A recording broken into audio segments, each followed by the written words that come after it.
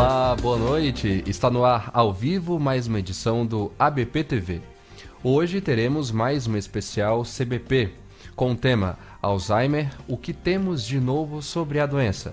Para debater o assunto, recebemos a doutora Fernanda Burle, associada efetiva da ABP, mestranda em Neurociências e Psicogeriatria pela Universidade Estadual de Campinas, psiquiatra pela Faculdade de Ciências Médicas da Santa Casa de São Paulo, possui graduação em Medicina pela Universidade Estadual de Londrina.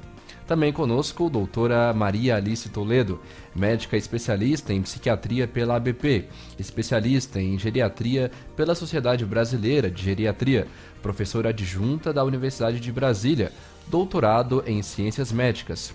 E ainda conosco o Dr. Rafael Brandes Lourenço, médico psiquiatra associado titular da ABP, psicogeriatra e médico do sono pelo Hospital das Clínicas da Faculdade de Medicina da USP, pesquisador em ressonância funcional em doença de Alzheimer na Unicamp, coordenador do Ambulatório de Psicogeriatria da Faculdade de Medicina do ABC e coordenador da Enfermaria de Psiquiatria do Hospital Estadual Mário Covas, em Santo André. Participe agora mesmo, mande a sua pergunta. Pelo YouTube, Facebook e Instagram, você pode enviar pelo espaço de comentários. Agora, vamos saber um pouco mais sobre o tema de hoje. A doença de Alzheimer foi descrita pela primeira vez no início do século XX pelo neurologista alemão Alois Alzheimer e é caracterizada pela deterioração das funções cerebrais, principalmente pela perda de memória, dificuldade de comunicação e falta da habilidade de cuidar de si próprio.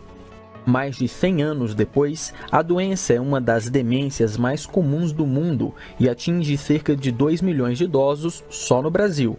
Embora suas causas ainda não sejam totalmente conhecidas, o tratamento pode mitigar os sintomas da doença de Alzheimer e fornecer ao paciente mais dignidade. No programa de hoje, vamos abordar o tema e responder às suas dúvidas. O ABP TV já começou!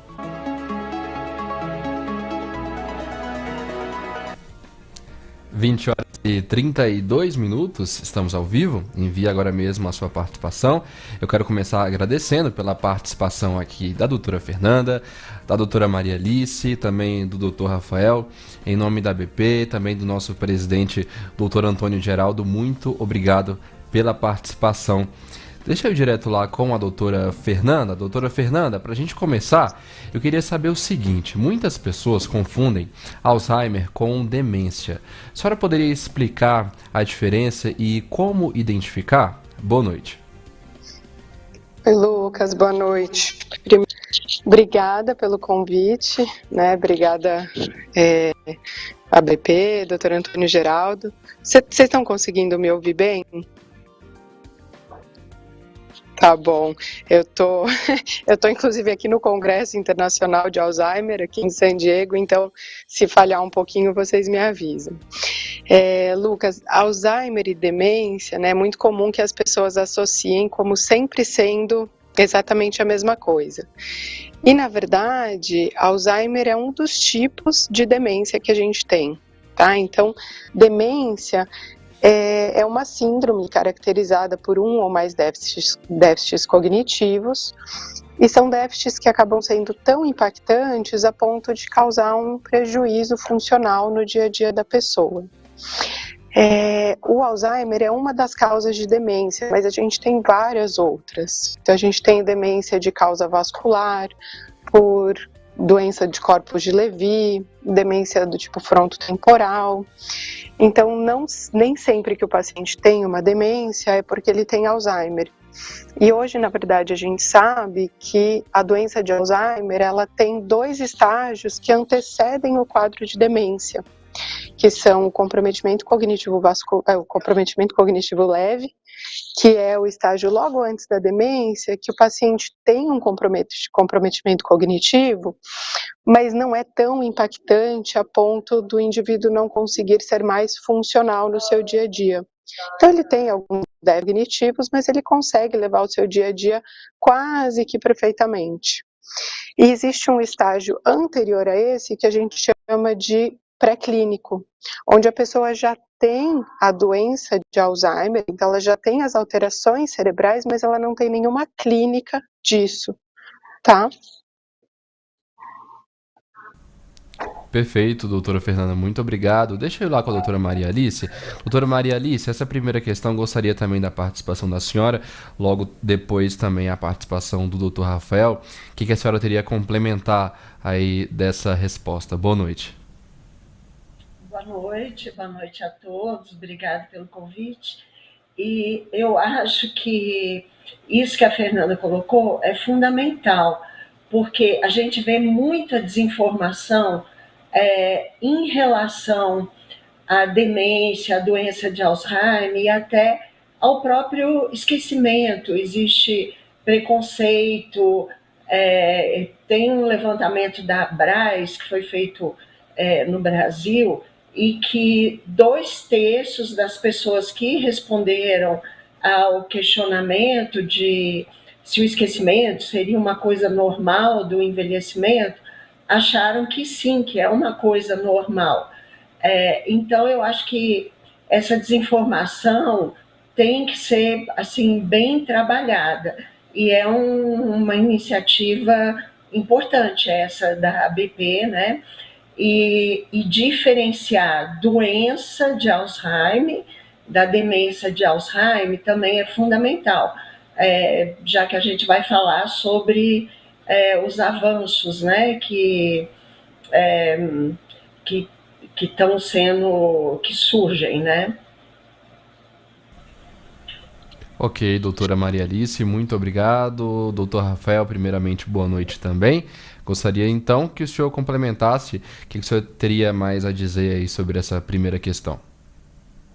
Boa noite, obrigado pelo convite. É sempre um prazer poder participar. Bom, eu acho que já foi dito a maior parte do que realmente diferencia, né, uma demência de uma doença de Alzheimer. A questão do Alzheimer, na verdade, é patológica, né? Então, é uma das causas de demência. A gente até evita um pouco de usar hoje o termo demência por causa do estigma, né? Que envolve essa palavra, né? Sem mente. E a gente acaba preferindo um nome mais técnico, assim, em âmbito de pesquisa, ou mesmo até na clínica. É mais elegante a gente falar em transtorno cognitivo maior, por exemplo, e transtorno cognitivo leve, quando a gente fala desses casos mais leves, né? Então, o Alzheimer, ele é um subtipo patológico, ou seja, uma causa de demência. Como existem outras causas, como a doutora Fernanda bem elencou. Então, a demência tem várias causas e Alzheimer é um subtipo, para a gente deixar mais claro. Ok, muito obrigado. Vamos voltar lá com a doutora Fernanda. Doutora Fernanda, o Wagner Vieira está acompanhando a gente lá pelo Facebook, ele já tem uma questão aqui pra gente. Ele está perguntando, doutora, qual que é a relação do Alzheimer com o uso indiscriminado de benzodiazepínicos? É uma ótima pergunta, e realmente tem acontecido, né, um uso indiscriminado, e acrescento não só de benzodiazepínicos, mas também das chamadas drogas Z, exopiclona, zolpidem, né, que as pessoas estão usando cada vez mais de forma extremamente abusiva, e são drogas perigosas, né, então assim, existe já está bem definido que tanto as drogas Z quanto os benzodiazepínicos, eles podem causar um prejuízo de memória, tanto a curto quanto a longo prazo. A gente até fala, assim, eu até falo para os pacientes desse risco. Na verdade, o risco, até onde eu saiba, não é diretamente estabelecido para a doença de Alzheimer, mas sim para déficits cognitivos, déficit de memória mais especificamente, então tanto a curto quanto a longo prazo, tá? Então, existe de fato esse risco, e o ideal é que as pessoas deixem de fazer esse uso indiscriminado e abusivo dessas substâncias. Ok, doutora Fernanda, muito obrigado. Vamos lá com a doutora Maria Alice. Doutora Maria Alice, mais uma questão aqui do nosso público. Dessa vez, Tetsuro Kawano acompanha a gente lá pelo YouTube e ele perguntou o seguinte: a partir de que idade podem aparecer os sintomas de Alzheimer e fatores predisponentes? Bom, então, quando a gente fala em doença de Alzheimer, a gente sabe que, assim, já tem alterações, né, de depósito de beta-amiloide muitos anos antes, cerca de 20 anos antes. Então, o que não significa que vai ter sintoma. Quando os sintomas aparecem, a gente já está naquela fase que a doutora Fernanda falou, do declínio cognitivo leve e depois também na demência propriamente dita. Então, tem que se diferenciar a demência, que é aquela fase bem mais avançada da doença de Alzheimer, da doença de Alzheimer. Agora, marcadores a gente já tem bem mais precoce antes desses sintomas aparecerem. Então, tem vários trabalhos que mostram, e até entre os avanços, alguns marcadores, alguns testes, né, exames de imagem, que eu acho que é importante depois também ser falado.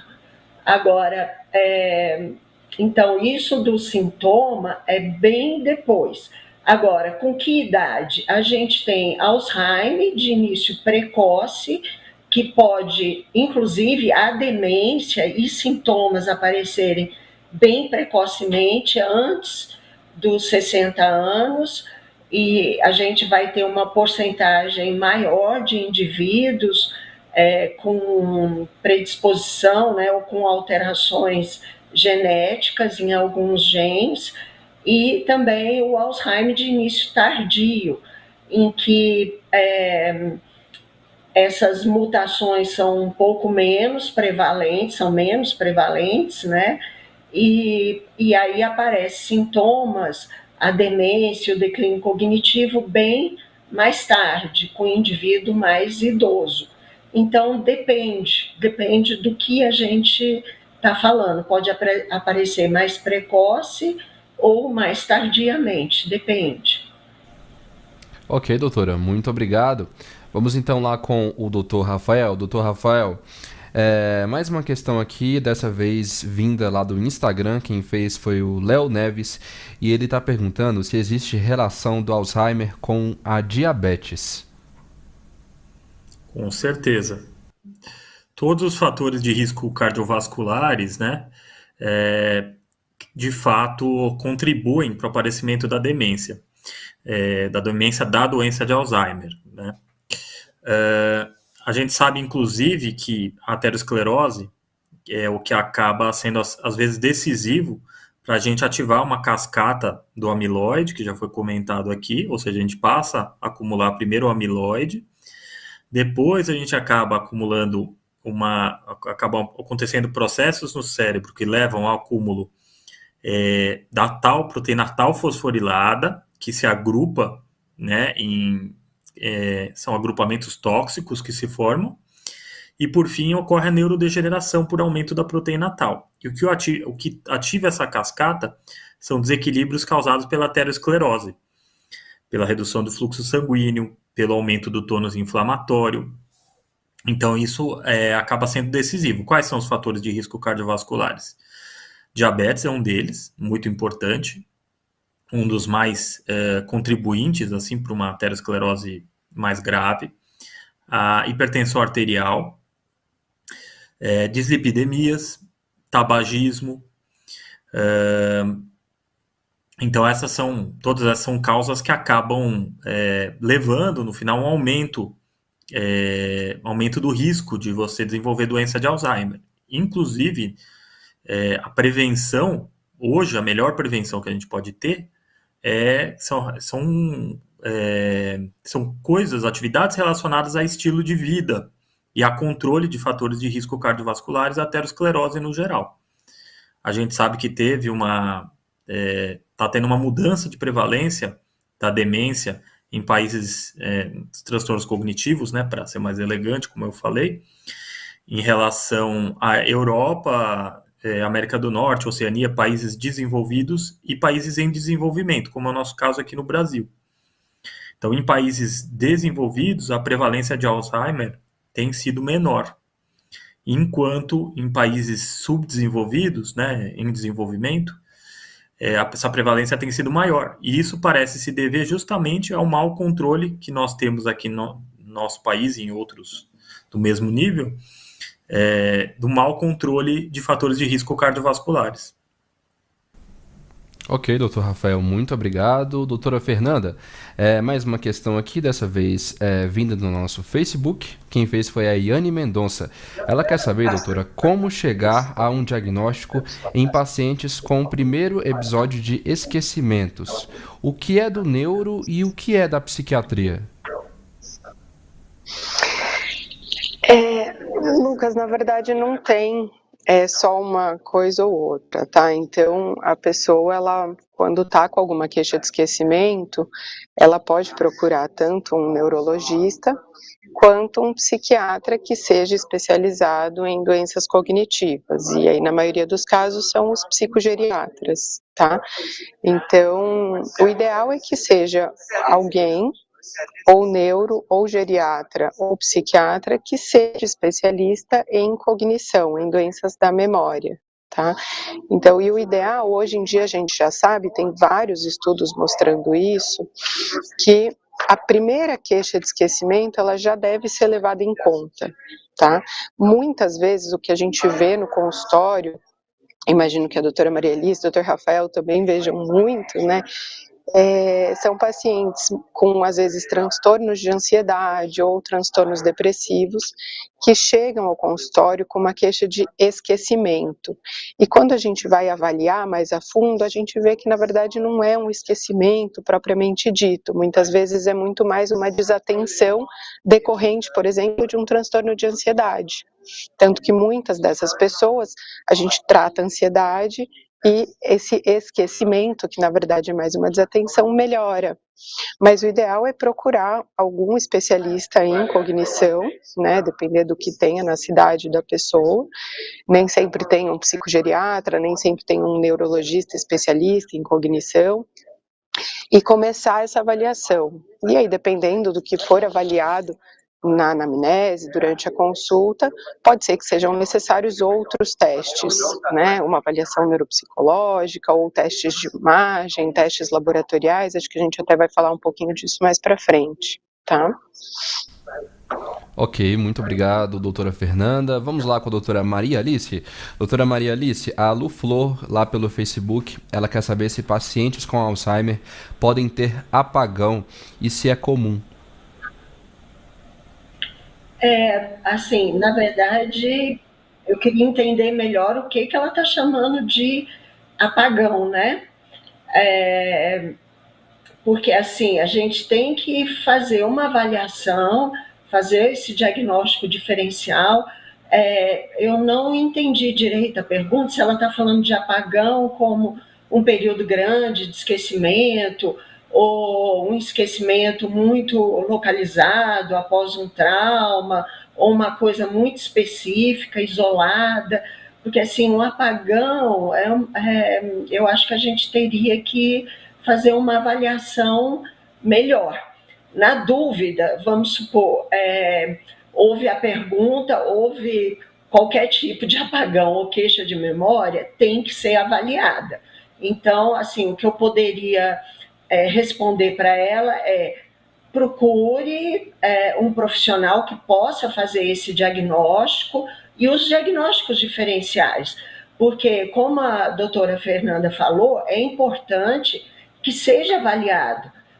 Existem, não é só a demência, a gente tem as causas reversíveis, né, das queixas cognitivas, que pode ir desde o que foi citado, quadros depressivos, quadros ansiosos, mas tem outras causas, deficiências de vitamina, problemas de tireoide, você pode ter quadros de até epilepsia focal, você pode ter lesões isquêmicas, então precisa fazer esse diagnóstico diferencial.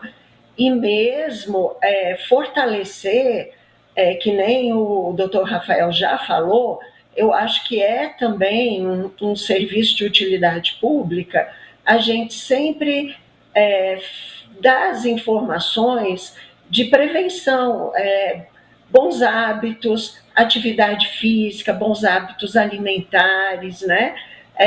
Hoje em dia a gente vê também muito excesso de ingesta de bebida alcoólica, a questão do uso do aparelho auditivo para idosos, que é um fator de risco também muito importante. Você deixa de ter esse estímulo, né, cerebral, então convívio social são coisas que também pode ser prevenível, assim, de prevenção, né? E, bom, eu acho que para essa pergunta específica, a minha sugestão é procure o profissional para fazer esse diagnóstico diferencial, que fica difícil a gente falar em cima de uma queixa que pode ter diversas vertentes, né? Ok, doutora, muito obrigado, doutora. Se a Lu Flor quiser reenviar a pergunta com mais detalhes, Lu, a gente repassa de novo aqui para a doutora. Bom, são 20 horas e 51 minutos. É hora de saber o que é destaque no Semana ABP.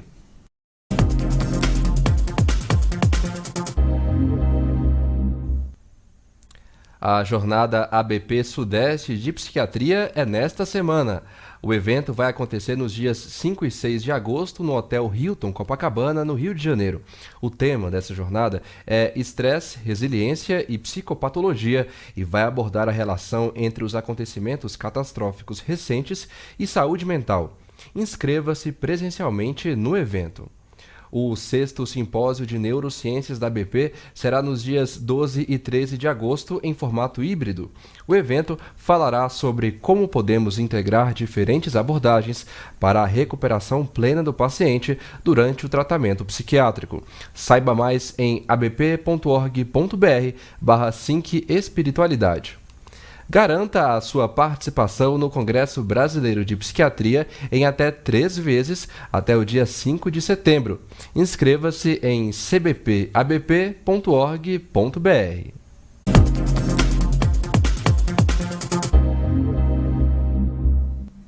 Seguindo com o nosso debate ao vivo, vamos lá com o Dr. Rafael. Dr. Rafael, a Márcia, lá pelo Facebook, ela quer saber se esquecimento e irritabilidade podem ser Alzheimer. Olha, realmente existe a possibilidade de Alzheimer quando a gente pensa nisso, né? Em irritabilidade, em esquecimento, né? As minhas colegas falaram um pouco sobre depressão, que pode acontecer junto com esquecimento e pode, às vezes, ser um quadro, né, que é um início, um pródromo, vamos dizer, de um transtorno cognitivo, mas também, além de sintomas depressivos ou ansiosos, né, e as outras causas citadas, a gente também pode ter alterações de humor que antecedam um quadro de doença neurodegenerativa, né, como a doença de Alzheimer, por exemplo.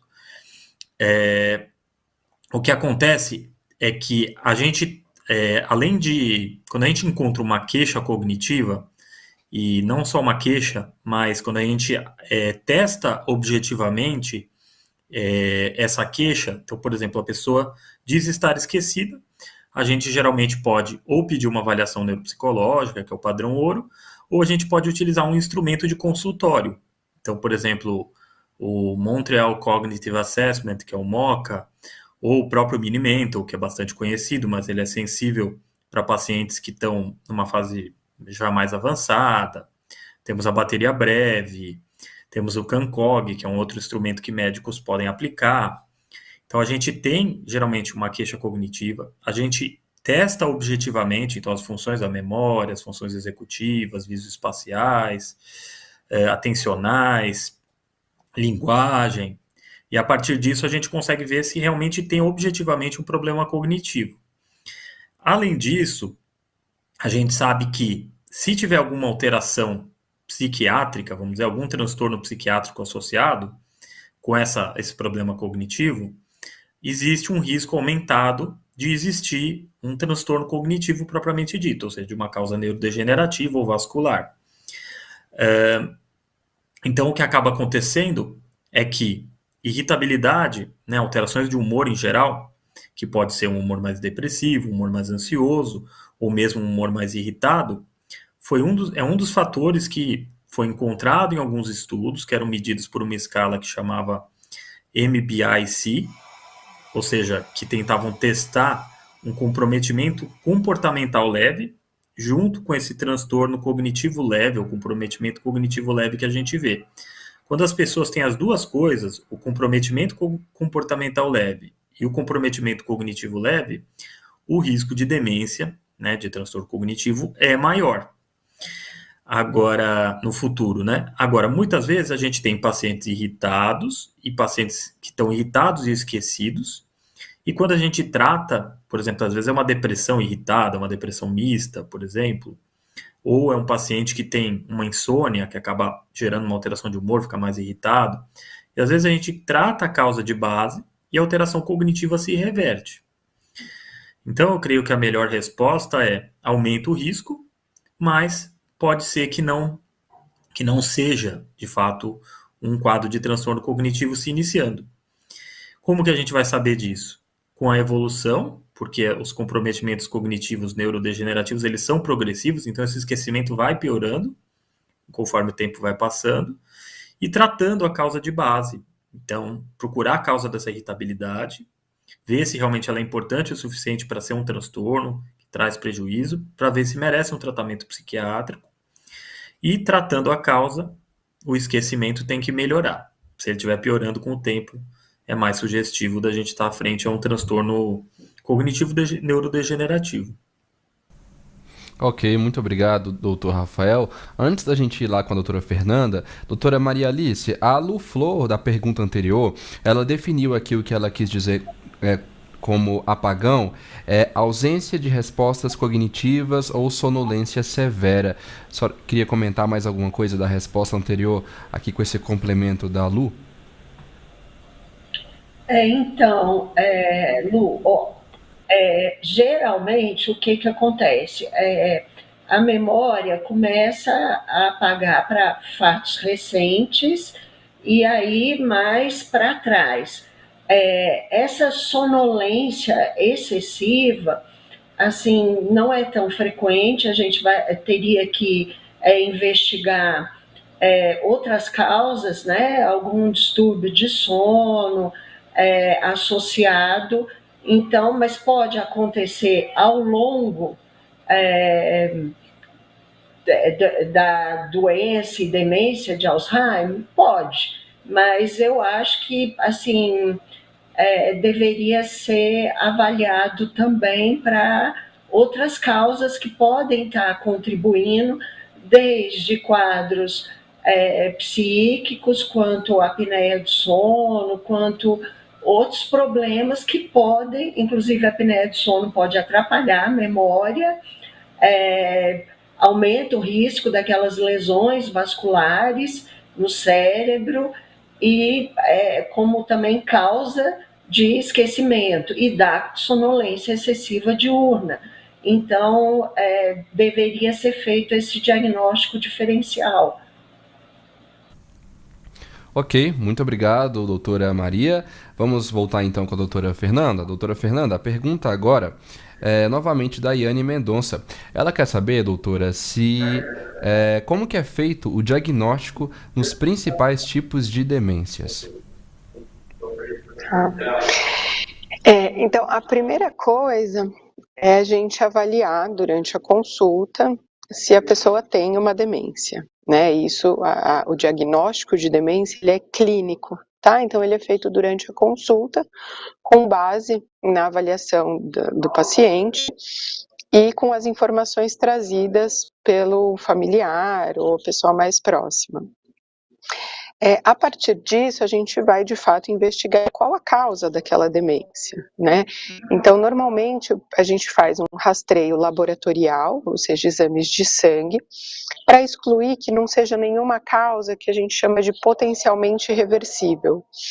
É mais raro a gente, né, encontrar essas causas na prática clínica, a maioria são demências de causa neurodegenerativa, mas a gente faz esse rastreio, então dosagem de vitamina B12, vitamina D, sorologias, a parte metabólica, e além disso a gente pede um exame de imagem, né, do crânio, ou tomografia, ou preferencialmente uma ressonância que vê melhor a estrutura cerebral, e às vezes só com base na ressonância, no perfil de déficit cognitivo, a gente já consegue inferir um diagnóstico, tá? Então, às vezes a gente consegue inferir já que é uma doença de Alzheimer, que está causando a demência, ou que é uma demência de causa vascular.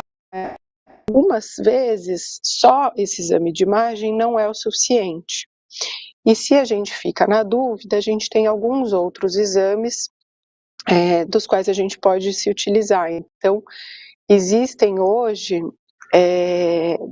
3 exames, na verdade, que fecham o diagnóstico de Alzheimer com certeza, que a gente chama de exames de biomarcadores, tá? Então, são exames que surgiram nos últimos 20 anos, 15 anos, mais ou menos, que foram de fato incorporados na prática clínica.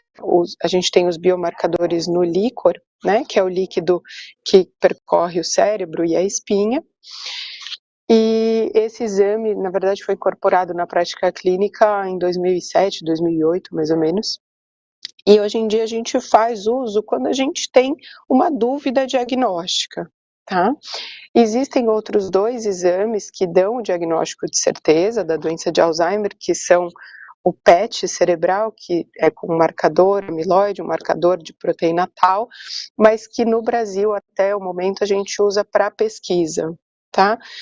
E existem alguns outros exames também, o PET com outro tipo de marcador, ou a cintilografia, que a gente também pode usar e que podem ser muito sugestivos do diagnóstico. Então, o que a gente vai pedir de exame vai depender da complexidade, do que a gente vai ver na ressonância inicialmente e no quadro clínico e no exame neurológico. Ok, muito obrigado, doutora Fernanda. Voltando com a doutora Maria Alice. Doutora Maria Alice, uma pergunta agora vinda do nosso Facebook, que é a seguinte: como fica um paciente que já tem uma doença mental de base, exemplo, esquizofrenia, TAB, e vai envelhecendo e começa a apresentar esquecimentos e desenvolver algum tipo de demência? Então, assim, felizmente ou infelizmente, né, a demência, o principal fator de risco é o próprio envelhecimento.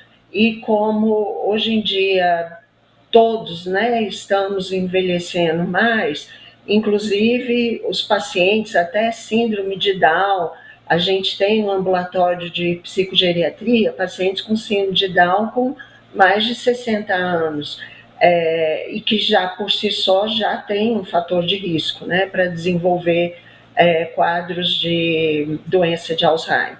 E então, assim, pode vir para todos. E o principal fator de risco é o próprio envelhecimento. Agora, para você fazer esse diagnóstico de demência, fica um pouquinho mais complicado, porque a demência vai vir em cima de um quadro já pré-existente. E o indivíduo tem que ter um comprometimento funcional para você fazer esse diagnóstico de demência. Quer dizer, ele tem que perder uma coisa que ele fazia anteriormente, que algumas vezes esse paciente, assim, a gente tem que se basear não só nas informações do familiar, de quem está perto, porque não basta ele não ter adquirido, ele tem que ter adquirido e ter perdido. Então, às vezes pode complicar um pouquinho mais, mas é possível sim de também fazer essa suspeição desse diagnóstico em pacientes que já têm algum comprometimento prévio, tanto do ponto de vista de um déficit cognitivo prévio, como algum retardo ou uma doença psiquiátrica prévia e que envelheceu, porque muitas vezes muda até o padrão de alteração comportamental. Então, é possível, e aí a gente tem que se basear em história, não só nos exames, como na história clínica, né, na nossa anamnese, velha e boa anamnese. Ok, doutora Maria Alice, muito obrigado. Vamos lá com o doutor Rafael. Doutor Rafael, próxima pergunta vem lá do nosso Instagram e é a seguinte: para os familiares, o estigma da demência e psicoses são iguais? Olha, excelente pergunta. Eu acho que é um pouco diferente, né? Talvez pelo fato de que geralmente as demências, né, os transtornos cognitivos, ocorrem geralmente com envelhecimento, né? É claro que nós temos pessoas com esquizofrenia que têm mais idade, isso também existe, mas em geral a esquizofrenia, por exemplo, uma psicose, né? Nosso exemplo de psicose assim mais até mais severa, né?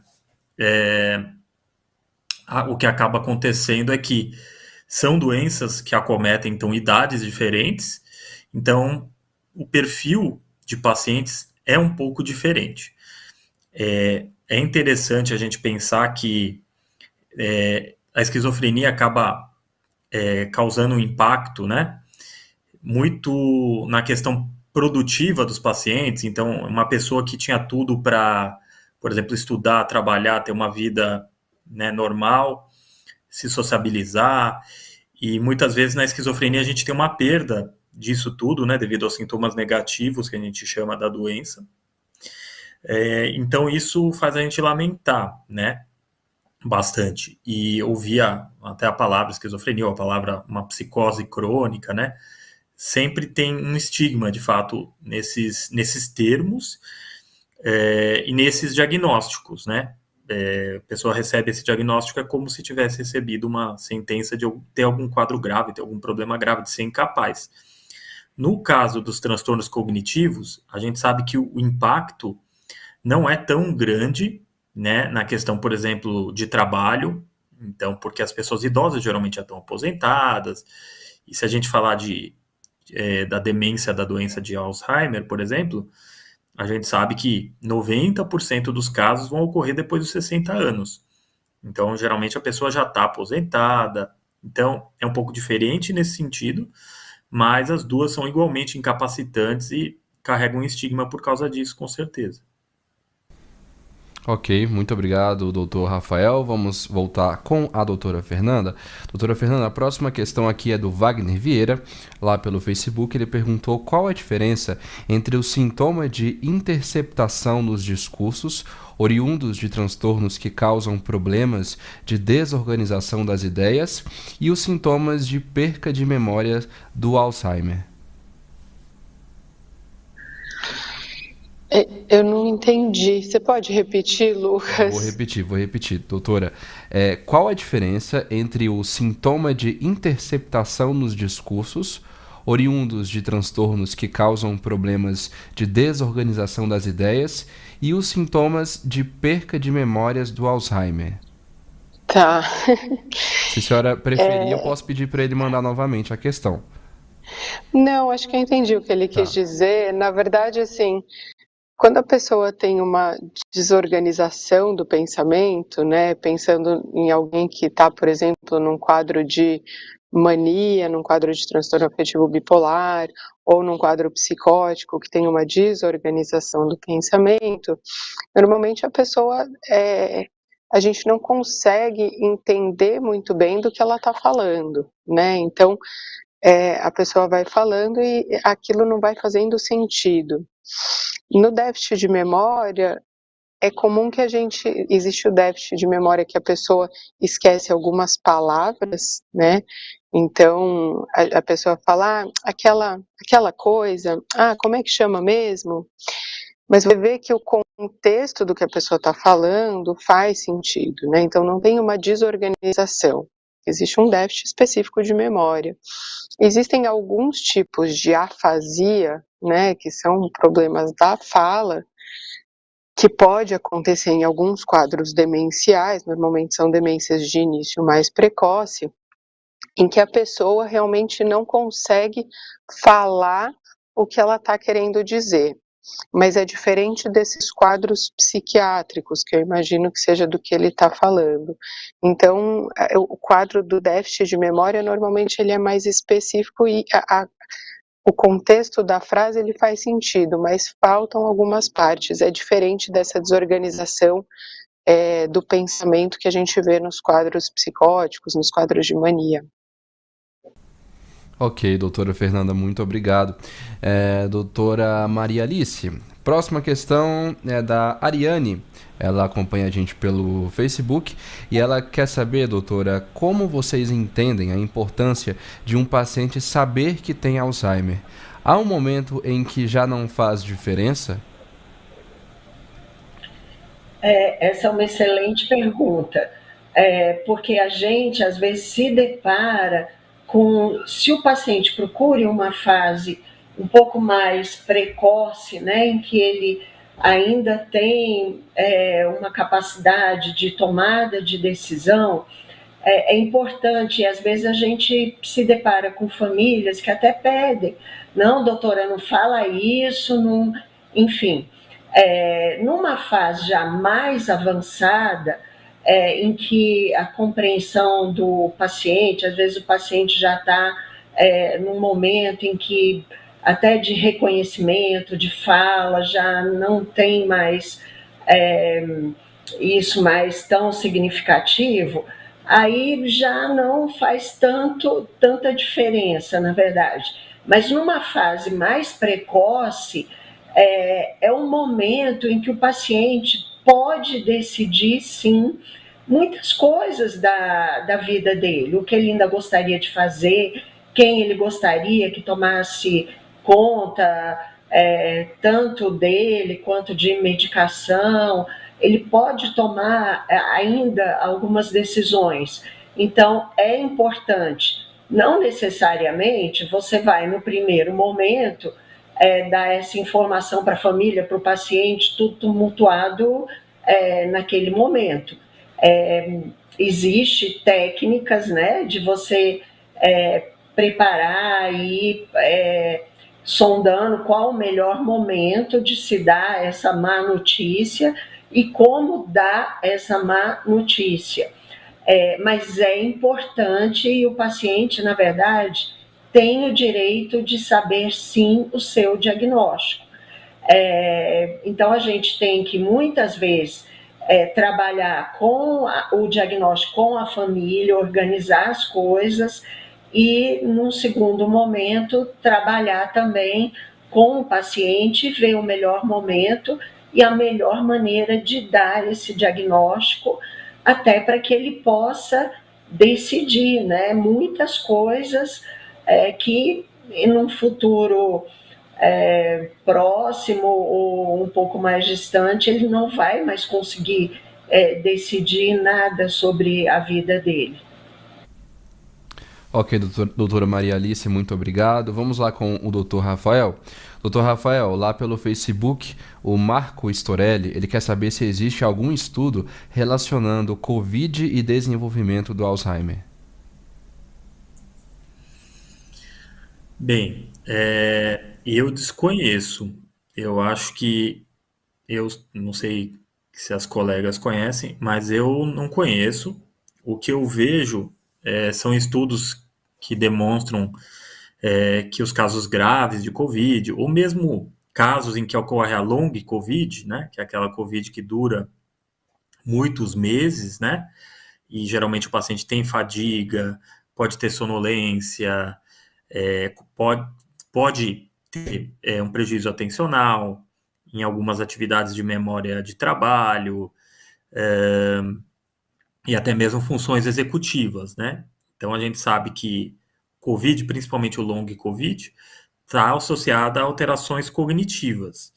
Mas eu acho que estudos para estimar risco de Alzheimer, né, demorariam bastante tempo para ser feitos.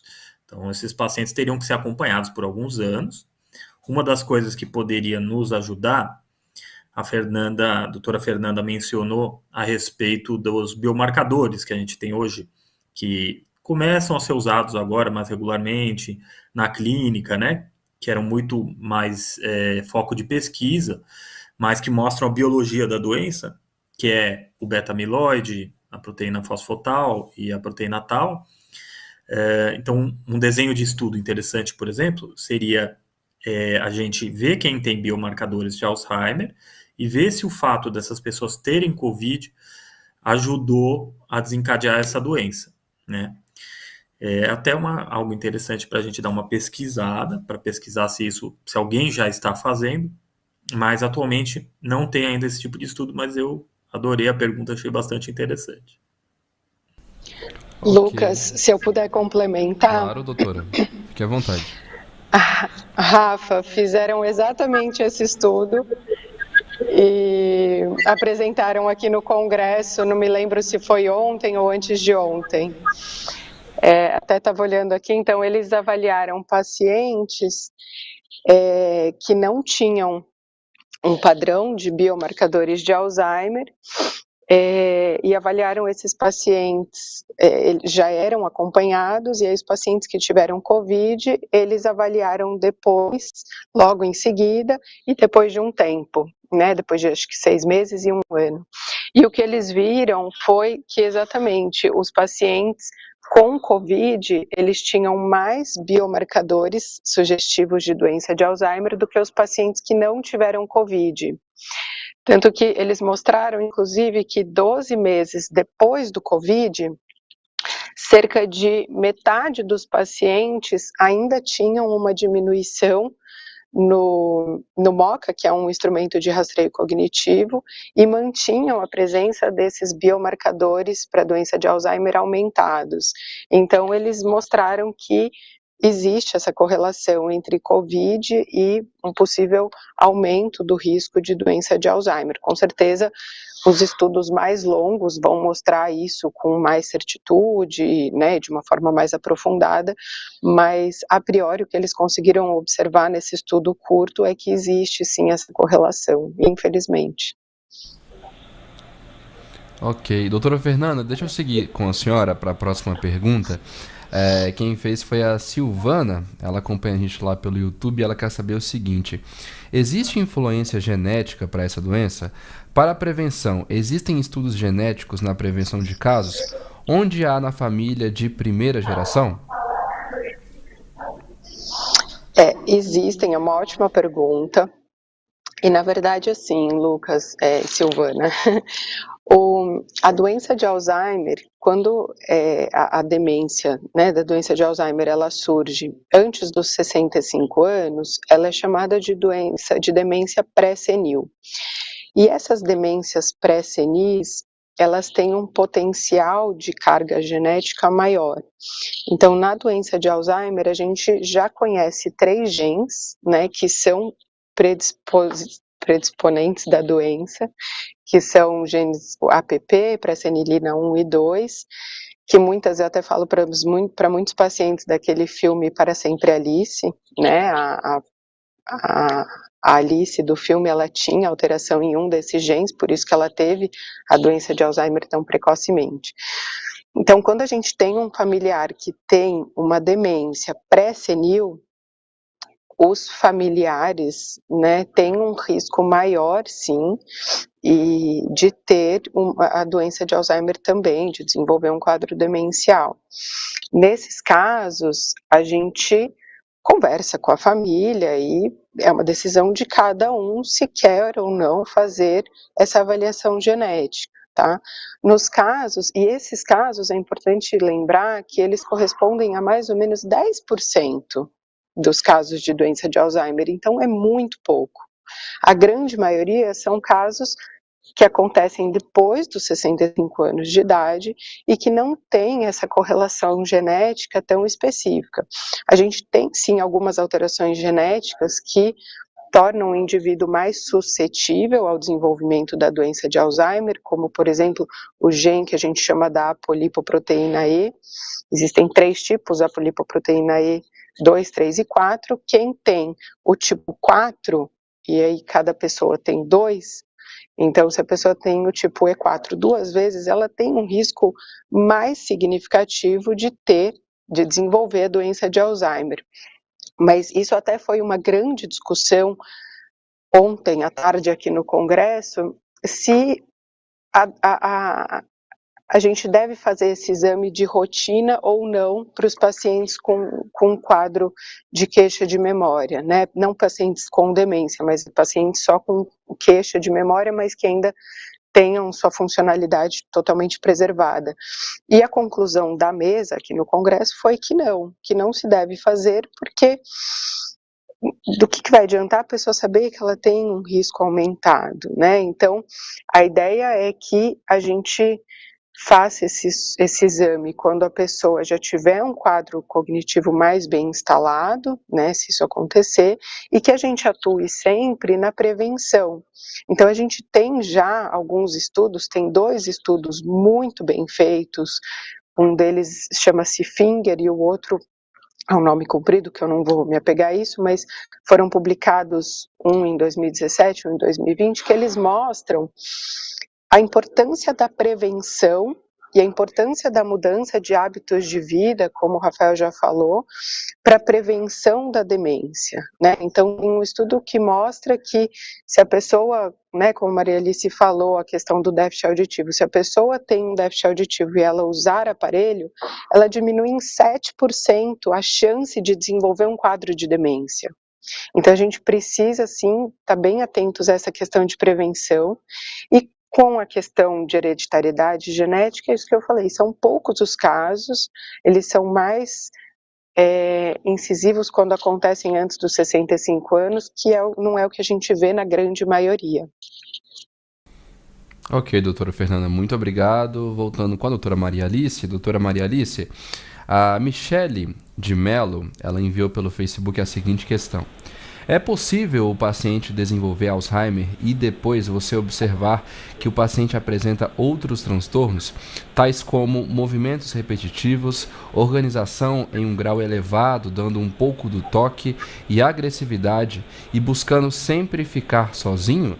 Seria tudo atrelado apenas ao Alzheimer? Então, a gente tem, quando a gente fala de doença de Alzheimer, na fase que começa a ter sintoma pré-demência, daquele declínio cognitivo leve na fase de demência, 2 grandes grupos de sintomas. O sintoma, que é o mais conhecido, que é o cognitivo, a memória começa a ter falhas, principalmente memória recente, e isso é progressivo.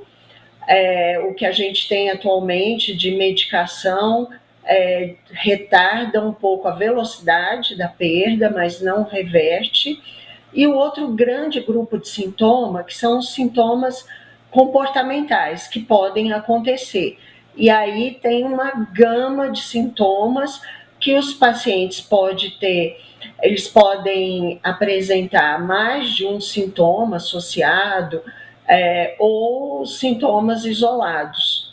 Então, é possível ter sintomas que mimetizem o paciente com acumulação, enfim, é possível sim, porque entraria nessa gama de sintomas comportamentais. Ok, doutora, muito obrigado. Doutor Rafael, próxima questão é do Lívio de Andrade. Ele quer saber, doutor, se existe associação entre saúde bucal e desenvolvimento de Alzheimer.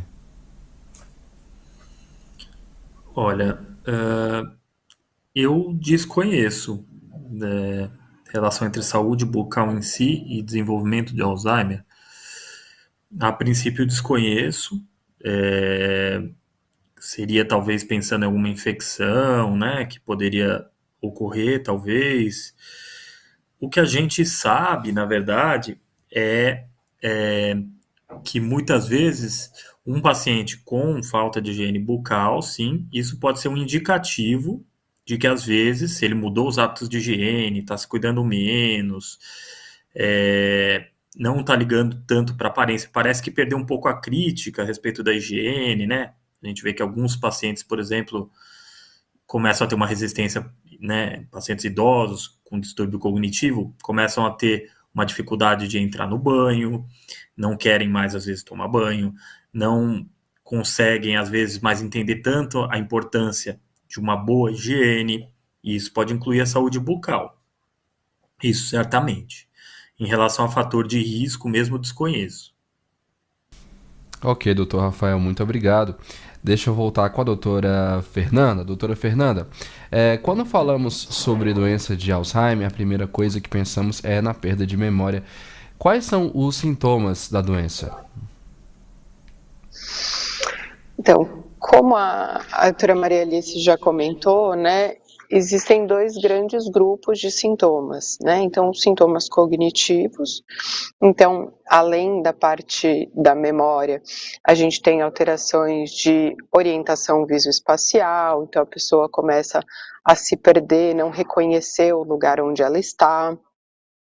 É muito comum, às vezes, a pessoa falar, mas que lugar é esse? Aqui não é minha casa, né? Isso até num estágio um pouco mais avançado da doença, mas isso é um sintoma que costuma ser bastante trabalhoso para os cuidadores, né? Então a pessoa não reconhece a própria casa, quer ir embora dali o tempo todo e voltar para a casa dela. E o que acontece muitas vezes é que a pessoa está pensando na casa dela, que ela cresceu, né? A casa onde ela morou na infância. Existem também alterações de função executiva, então dificuldade de planejamento, isso a gente vê até um pouco mais no início da doença, então às vezes a pessoa não consegue mais organizar uma lista de compras como faria antes, não consegue manejar corretamente o dinheiro, não consegue manejar, planejar uma viagem, por exemplo. E os sintomas comportamentais, muitas vezes os sintomas comportamentais, inclusive, eles podem preceder os sintomas cognitivos, tá? Já tem estudo mostrando isso hoje, como o Rafael até citou, do comprometimento comportamental leve, né? Então, esses sintomas comportamentais, eles podem acontecer antes, às vezes como sintomas neuropsiquiátricos, que simulam doenças psiquiátricas, mas eles acontecem fisiopatologicamente de uma forma diferente, mas são sintomas depressivos, ansiosos, irritabilidade, inquietude, alteração do sono.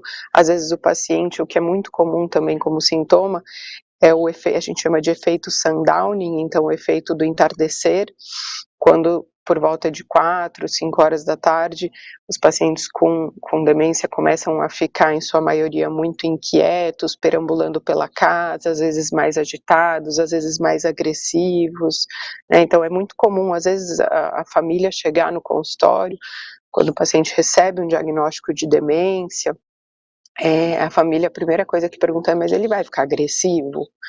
E não necessariamente. Então, os pacientes, eles têm sim uma sintomatologia diferente, né? No caso da doença de Alzheimer, a grande maioria começa, de fato, com a perda de memória, mas é uma gama muito grande de sintomas que eles podem desenvolver, então a maioria é esses que eu comentei. Ok, muito obrigado, doutora Fernanda. Para você que acompanha a gente pelo Instagram, nossa live vai ser encerrada agora. Chegamos em 1 hora de live, mas a gente segue ao vivo com essa reta final do nosso ABP-TV no YouTube e também no Facebook da ABP. Doutora Maria Alice, gostaria de saber, doutora, como é que tem sido a evolução no tratamento atualmente? Então, a gente teve, tem assim várias drogas em pesquisa, né?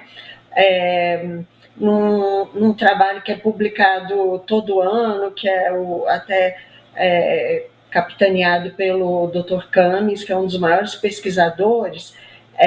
Ele coloca desse ano que a gente tem 143 agentes sendo avaliados, né, em vários ensaios, e 31 desses agentes já estão em fase 3. A grande maioria são terapias modificadoras. Agora, teve, na verdade, um grande escândalo, né, vamos dizer assim, com a liberação, né, e com o remédio que chegou a ser aprovado pelo FDA, a aducanumab, o ano passado, em que houve vamos dizer assim, uma aprovação mais intempestiva do FDA, até contrário às orientações do comitê que votou contra essa aprovação tão rápida, porque não havia, foi uma análise eram 2 grandes estudos, uma subanálise, e não tinha mostrado, assim, havia uma melhora do exame da parte do depósito do beta-amiloide, mas não havia uma melhora funcional nem cognitiva desses pacientes, e tinha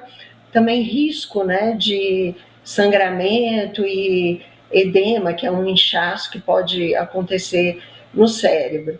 Então, na verdade, houve essa aprovação, mas depois o próprio Congresso americano está investigando, que existe também denúncias de que pode ter havido até corrupção. Mas, enfim, a grande é que seria um agente modificador, que ele seria um anticorpo que vai limpar esse depósito do beta-amiloide do cérebro. É um outro estudo, mas que está em fase 2, mas que já teve algumas publicações também, agora em julho, que é outro anticorpo, mas esse, em vez de o alvo ser o beta-amiloide, é a proteína tal, semorinumab, que também os dados preliminares dessa fase não se mostraram muito animadores, e até para o desfecho primário não houve diferença, e para alguns desfechos secundários houve até pior, aumento de depósito e aumento de atrofia. Mas, enfim, a gente tem diversos agentes sendo pesquisados, e, assim, é uma esperança, né? Uma perspectiva. E outros agentes também sendo pesquisados, mas para controle de sintomas, né? E a grande maioria está nessa parte de terapia modificadora. O que a gente tem hoje em dia efetivo, né? São agentes que retardam um pouco a progressão da doença e terapias para controle de sintomas comportamentais, que isso é uma coisa que abala muito o convívio da família, diminui qualidade de vida. Então, a gente foca principalmente nesse momento atual em qualidade de vida desses pacientes e dessas famílias, que faz muita diferença a gente retardar a doença, o paciente ainda se manter ativo, funcional, em várias atividades de vida diária, que melhora até o cuidado, facilita o cuidado da família e para o próprio paciente. Então, atualmente, o que a gente tem são essas terapias que retardam e atenuam sintomas, melhoram a qualidade de vida do paciente. Ok. Lucas, eu queria fazer doutora. um adendo novamente. Claro. Só complementando o que a doutora Maria Alice bem colocou, Eu tive ontem numa palestra aqui exatamente sobre o aducanumab, né, que tem sido totalmente de acordo com o que a doutora Maria Alice colocou. Eles estão usando aqui nos Estados Unidos, né, para casos específicos. Acho que vale a pena ressaltar que o aducanumab, ele é usado não para casos de demência moderada ou grave, ele é usado para casos de comprometimento cognitivo leve, em sua maioria, ou em demência na sua fase inicial.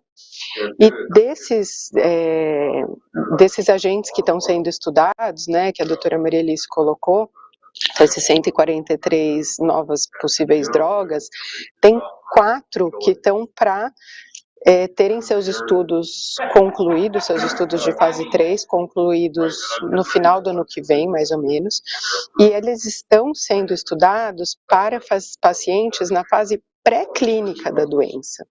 Então, eles não estão sendo estudados com a intenção de tratar casos de demência já instalados, porque o que tem se visto é que isso acaba gerando muito mais efeito colateral, como a aducanumab, do que um possível benefício. Então, eles estão tentando hoje focar esses estudos nessas drogas para as fases pré-clínicas, ou seja, aqueles pacientes que a gente comentou que já têm a fisiopatologia da doença, que tem um grande fator de risco para desenvolver um quadro de demência, mas que ainda não tem um déficit cognitivo instalado. Tá? Então, tem 4 substâncias com nomes bem complexos, com estudos para saírem no ano que vem, mas são para essas fases pré-clínicas. Ok, doutora Fernanda. Doutora Fernanda, aproveitando, estamos chegando aqui ao final, 21 horas e 36 minutos. Eu gostaria, doutora, das suas considerações finais nesse momento. Queria que a senhora me dissesse sobre sua expectativa para o CBP e fizesse um convite para quem está acompanhando a gente se inscrever no Congresso. Sim. Bom, eu adorei participar, acho que é um assunto de extrema relevância, né? A gente está vendo que cada vez mais a incidência de demência no mundo está aumentando, né? As pessoas estão envelhecendo, então cada vez mais a gente vai encontrar com pessoas com demência e vamos tratar dessas pessoas.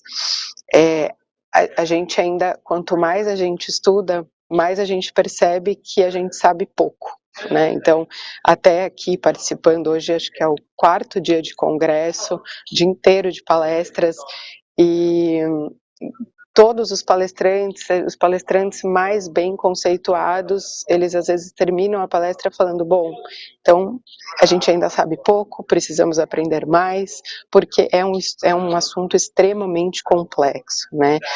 E gostaria, sim, de convidar todos para participarem do Congresso Brasileiro de Psiquiatria em Fortaleza, acho que vai ser ótimo. Estaremos lá participando da mesa, eu e o Dr. Rafael. Eu vou comentar um pouquinho sobre a minha pesquisa de mestrado, que é sobre sintomas neuropsiquiátricos e o estudo dos núcleos que produzem os neurotransmissores, que são os grandes causadores desses sintomas neuropsiquiátricos, dentro dos quadros de demência e comprometimento cognitivo leve por doença de Alzheimer. Doutora Fernanda, muitíssimo obrigado pela sua participação aqui nessa edição do ABPTV. Uma boa noite e até a próxima. Até. Doutora Maria Alice, gostaria também das suas considerações finais? Então, eu acho que foi bem colocado, né, que a doença de Alzheimer é uma doença complexa, provavelmente multifatorial, com múltiplas etiologias, né, e que existe uma combinação, provavelmente, de vários alvos terapêuticos nos futuros ensaios. Então, para a população, de uma maneira geral, não acreditar em fórmulas mágicas, em um único agente que vai resolver tudo, né? E é importante já, nesse momento, que todos criem uma rotina de hábito saudáveis, né? Uma rotina de novas habilidades, treinar o cérebro, cultivar hábito de leitura, manter uma dieta saudável, não fumar, praticar exercício, controlar a pressão arterial, porque essas atitudes vão ajudar no atraso da doença e reduzir chances de desenvolvimento de quadros demenciais. Eu acho que a grande mensagem já vamos trabalhar nesse momento, né, com essas atitudes sadias para ou retardar ou diminuir o risco de desenvolvimento da doença de Alzheimer. Muito obrigado, doutora Maria Alice, pela sua participação aqui nessa edição. Uma boa noite e até a próxima. Doutor Rafael, gostaria também das suas considerações finais. Aproveite para reforçar o convite para inscrição no CBP, por favor. Claro, pode deixar. Eu queria destacar, em primeiro lugar, né, aspectos que as duas colegas acabaram de citar. Então, que eu acho que os dois são muito importantes, né, para a gente olhar o assunto como um todo. Então, a primeira coisa a gente está avançando em pesquisa, né, a gente tem biomarcadores em que a gente identifica e está mais acessível identificar, né, a biologia da doença. Então, como a Fernanda falou, fase pré-clínica, a gente tem bastante... tem amiloide e tem proteína tal, já de uma forma, às vezes, 30 anos antes do desenvolvimento, né, do comprometimento cognitivo. Então, a gente consegue já ter uma ideia da patologia da doença se desenvolvendo. Então, eu acho que os estudos são promissores, a gente tem estudos estudos que vão envolver inflamação e estudos que vão envolver mesmo uma tentativa de retirada ou impedir que essas substâncias se acumulem no cérebro. Então, acho que isso é um caminho muito legal, muito importante de pesquisa e pode ser que nossa geração ainda veja a gente tendo remédios que vão controlar melhor a doença de Alzheimer no futuro. Então, acho isso muito importante de dizer. Em segundo lugar, também achei muito interessante o segundo comentário, que foi a respeito da prevenção. Por enquanto, o que a gente tem de melhor? A gente tem prevenção. Com o quê? Né? Estimular cognitivamente as pessoas, sociabilizar, fazer atividade física, controlar álcool, tabagismo, fatores de risco cardiovasculares. Então, se a gente manter um bom estilo de vida, né, e controlar bem os fatores de risco, hoje a gente faz a nossa parte em ajudar a reduzir os novos casos. E cabe a nós torcer para que a gente consiga...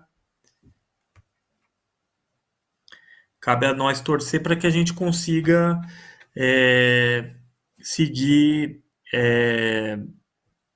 procurando soluções, né, para os casos. Ok, doutor Rafael, muitíssimo obrigado pela sua participação, uma boa noite também e até a próxima. Obrigado também a você que acompanhou a edição de hoje, que enviou a sua participação. Estaremos de volta na próxima terça-feira, às 20h30, ao vivo. Boa noite.